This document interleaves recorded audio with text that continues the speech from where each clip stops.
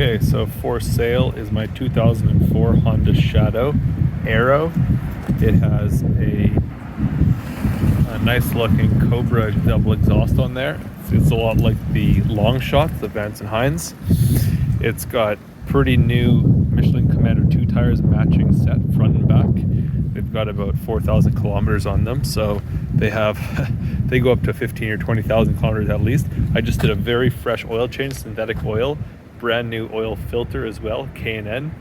It's only had synthetic for the last 30,000 kilometers. It's a shaft drive single carb, meaning it is the single most reliable bike you'll ever have. It's never given me a problem. It has a new battery last year. What else? Yeah, I have a second seat as well as extra saddlebags. I have the original handlebars. These are up front. Don't mind that mirror, it's just a little bent. It folds into any position you want. I mean, this thing is in excellent condition. You can see my reflection here on pretty much everything around the bike. It's got floorboards. I just installed new brake pads at the beginning of this season, so they're good to go for a while. It has an extra loud horn on it. This thing will this will wake you up from the dead.